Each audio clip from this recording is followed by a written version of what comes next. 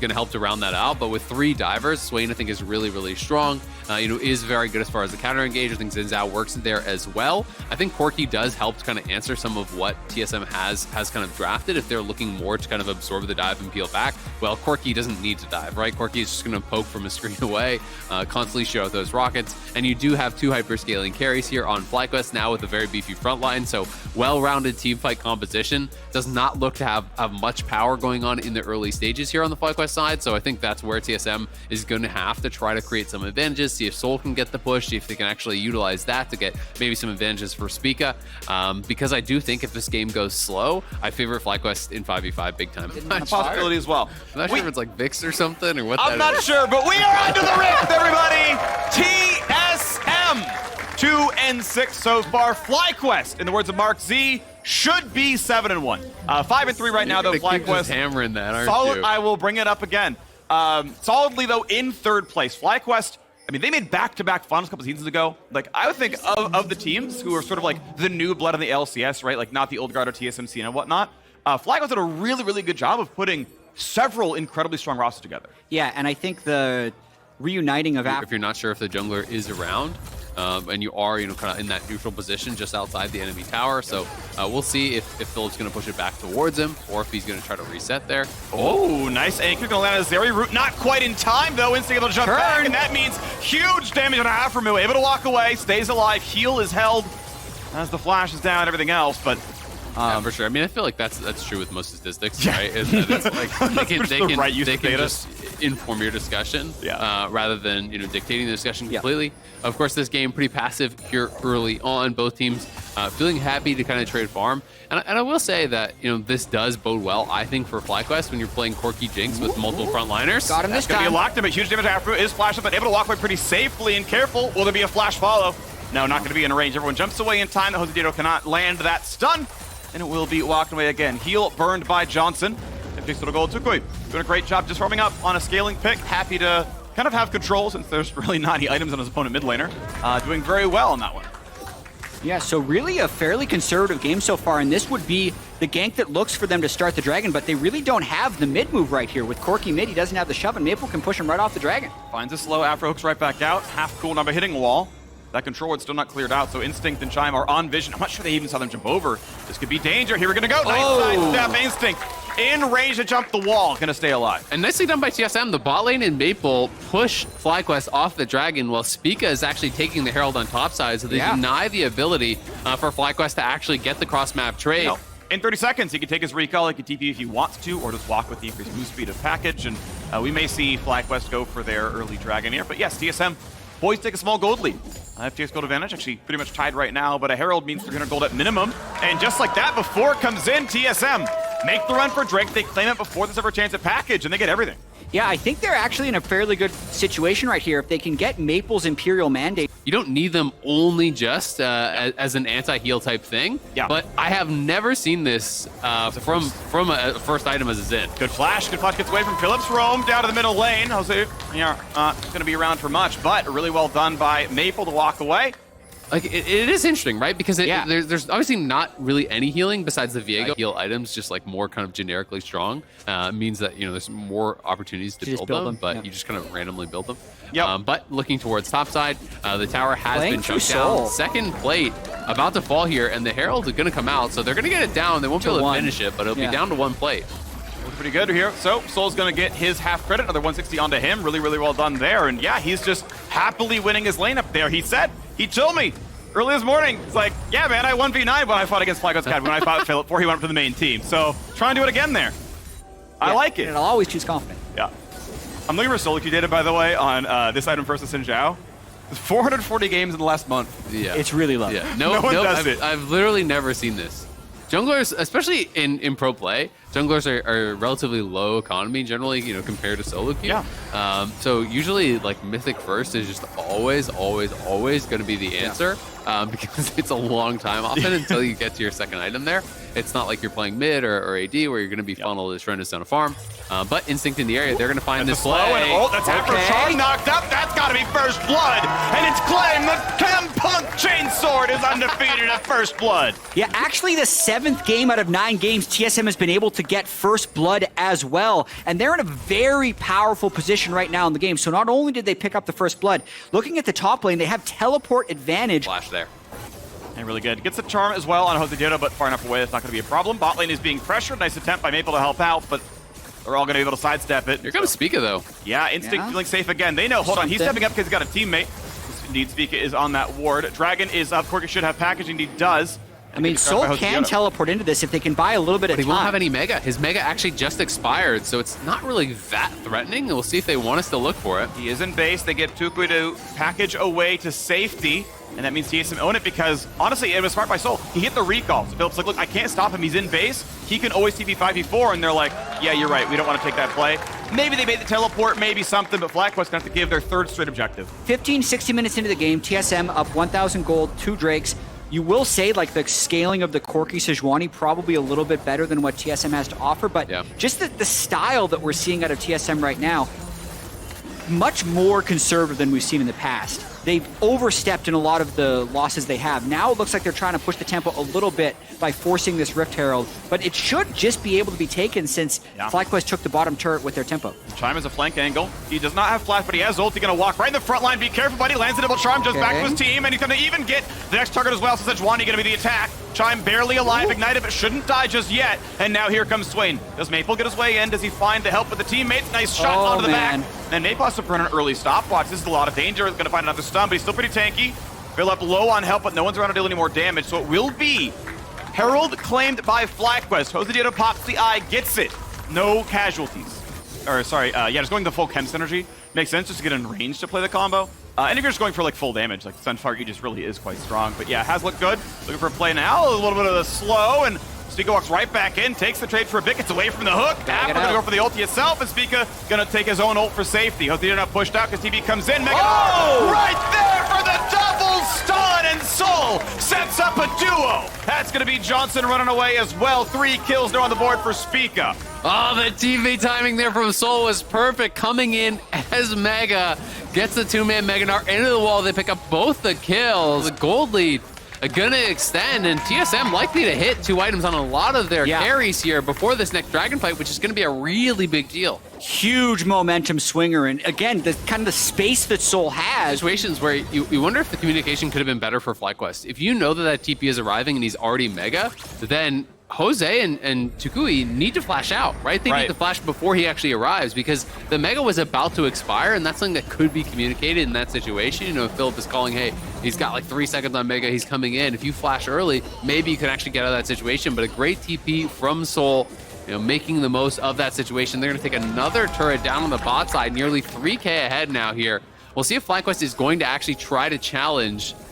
Package picked up right now by TUKI. You can see him on the mini-map coming out very, very quickly. So FlyQuest is intending to challenge, and they do have their 2-item spike here in the mid laner. They're so down in multiple other items, though. Zeri has 2 items, Xin has 2 items. Let's see if Package makes a difference. It doesn't look like they want to give it away. They're at least going to poke. Mini Gnar, though, just transformed back down, and Sol has not been able to shop with the money he got from the bottom turret. So there's plenty of gold in pocket that cannot be spent. Of course, the teleport is down here for the young Canadian. But we've got a 3,000 gold lead otherwise. And as you mentioned, the items are there. That's the important part to actually measure. Package.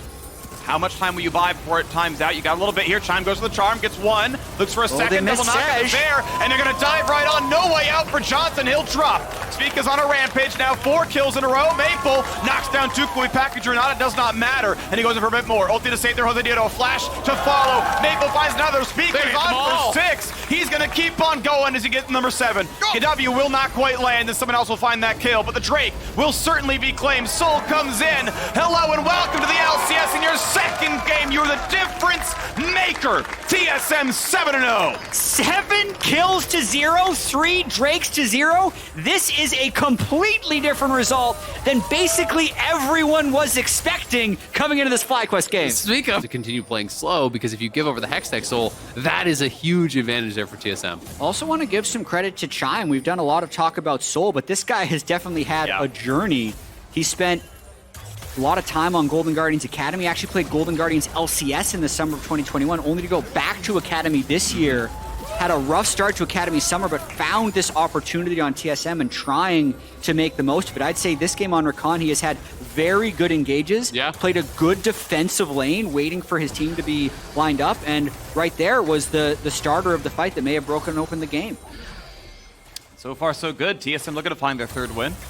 As, Chime's engaged them good. Soul has, remained in control, and obviously, I mean, we can kind of list everyone who's made good plays, right? TSM handled a lot of the pressure on the bottom lane. It has been a solid game, and it's cool to see with 3 new players stepping up, many of them just hard rookies, actually stepping up very well against a team that has demonstrated excellence. Like, we know FlyQuest are actually a good team in the LCS. This is not a fluke 5-3. They are a very good team in 3rd place right now, and TSM, they got clapped by Cloud9. Okay, sure, Fudge, put a cannon up in top lane, but bouncing back after that game and stepping up to a very good one is impressive to see. Absolutely. And for FlyQuest side, you wonder if they're just not kind of giving enough respect over to TSM, right? They're drafting what is kind of like a very passive comp. They're playing an extremely passive game, and maybe just expecting that they're going to run over TSM in the team fight stage, but has not been the case whatsoever. Now Zhonya's even coming through. The item completions are just being pretty massive, and when you're looking at the gold advantage on the top side of the map, it's a good 2K up in both top and jungle. Like, that is where most of the advantage is. So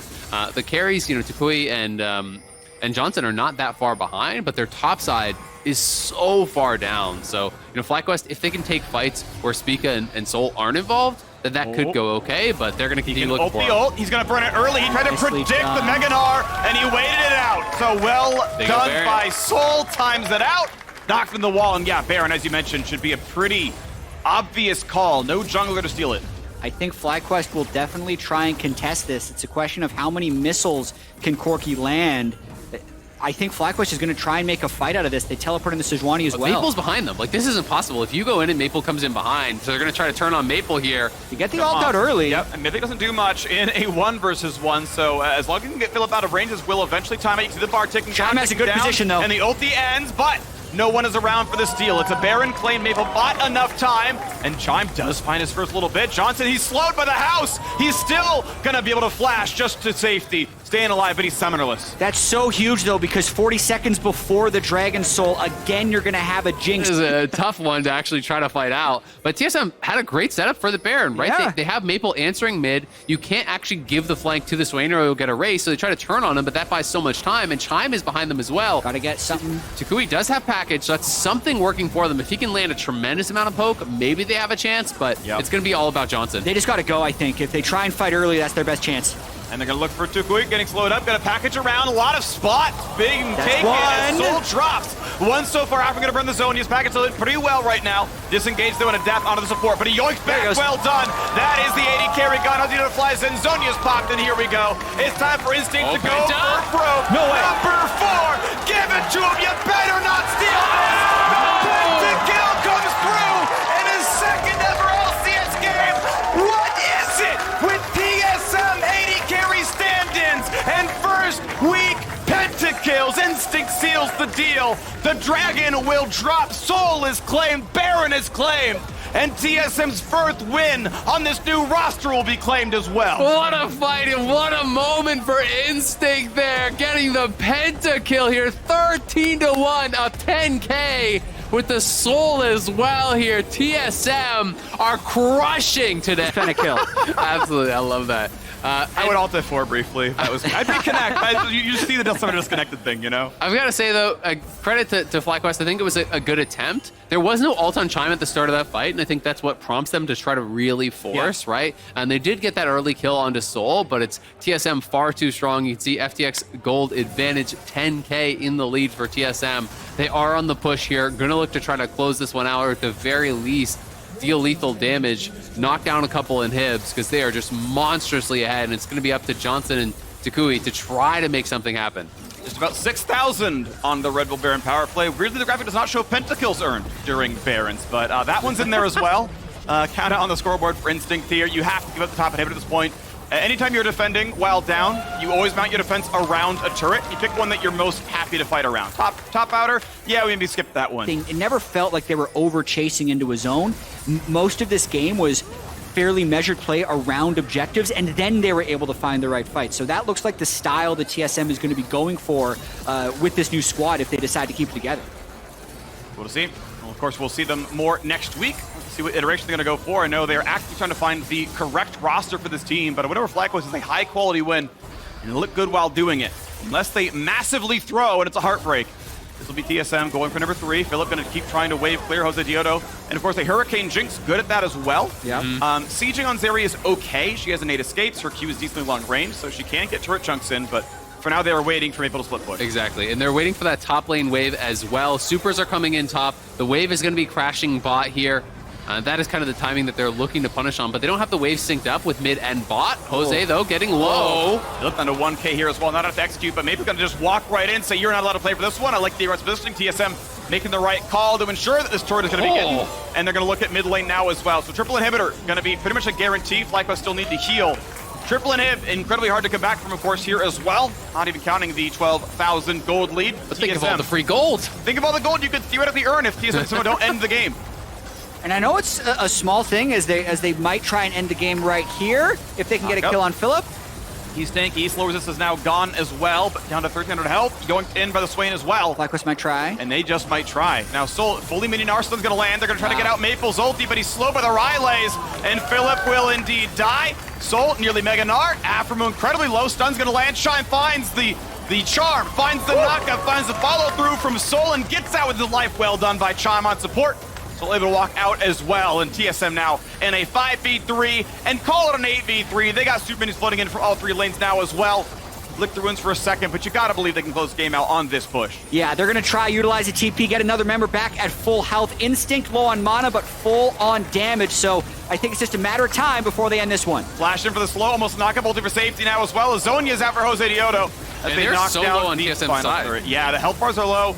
You are forgiven to fully reset, but the ult's already back now for Maple. Johnson has to run the Burn Flash again. Package could be good. Next could fall, though. Zeri gets one. Legendary for Instinct. The Nexus falls. TSM's new roster finds their first win. Another pentakill for the TSM 80 carry. It really does bring back memories of 2013 Wild Turtle. Caitlyn in the bottom lane.